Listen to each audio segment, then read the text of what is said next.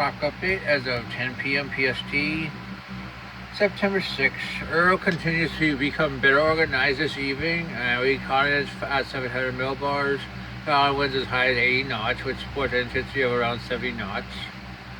Um, they're being conservative because the SMRF was a little bit higher.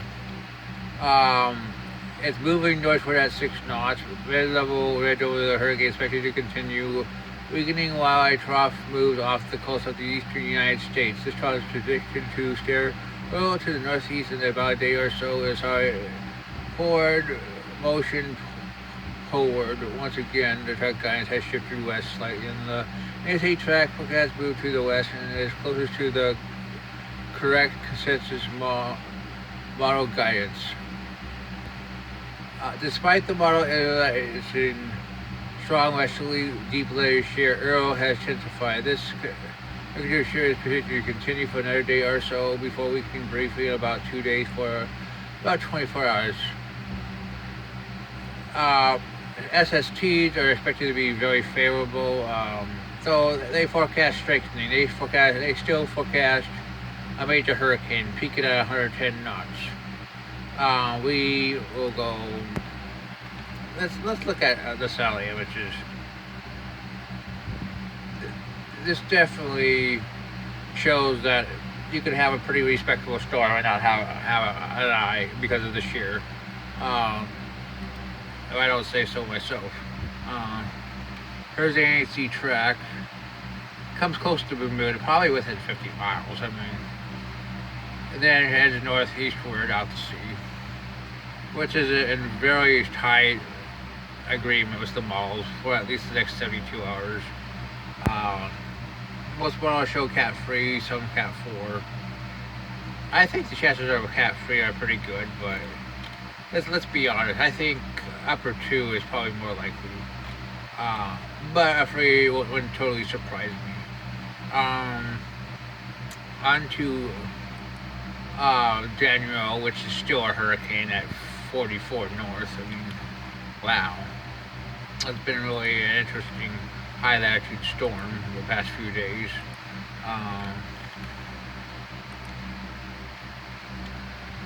This morning, conventional satellite prediction indicates little change in Danielle's cloud parasite yesterday morning. However, a recent microwave image shows a shadow vertical tilt towards the east. The intensity is held at 65 knots for this variety based on blend of trajectory satellite intensity. Should remain over marginally warm waters for the next 18 hours. Little change in strength is expected during that time. Early Thursday, Danielle will move over a sharp surface temperature grade of 22 C or less. This negative oceanic perturbation combined with the loss of dynamic forcing after the cyclone merges with the approaching volcanic system should induce a slow weakening. Its initial motion is eastward or 60 by 11 knots and it's expected to continue. Okay, let's look at models for Danielle. Here's the track. I mean, it pretty much makes a big loop, becomes extra tropical. I mean, which is in solid agreement with all the models. Definitely a slow weakening, but still a really strong extra tropical storm for the UK and Western Europe. Here it is, big eye for Northern Atlantic. Next we're going to look at, let's look at K. I mean, definitely getting better organized. Probably, in my opinion, probably around 80, probably more like Cat 2 already. Definitely forming a well-developed eye. They have it at 90, I say 100 in my opinion. This is definitely a very interesting storm. Sure, it's going to be low and for the next few days. So they're expecting intensification, but after 24 hours, SSTs will go down as it heads up west of the Baja California. It's moving 310 by 11 knots currently. It should head northwestward for the next 48 hours before it starts turning more northwestward or west-northwestward later in the forecast period as it starts moving with the low-level flow. There's another image of it. We can go look at the models. Here's her AT track. Maybe a hurricane outflow on the Baja California. Moves northward and pretty much just stalls or moves really slowly just south of San Diego in about 4 to 5 days, which is in line with all the models. Definitely going to weaken. Now we're going to look at some interesting systems in Eastern Atlantic. There's 95L. It's getting better organized. Some convection nearby out sea. The NHC says 50% during the next 2 days, 60% during the next 5.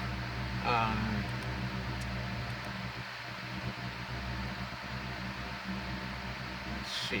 It doesn't look like they have the models in there. Yeah, they do. Good. Shows west-northwestward for the next 72 hours, then northward. It's yet to become a tropical storm, but also auto show. Let's look at the models. First 24 hours GFS, 48 hours, 72 hours, 96 hours. You see this other system down here. This system has a 20% chance. Last time I checked, yes, 20% chance. The second system we were watching, talking about last night. Could be right here.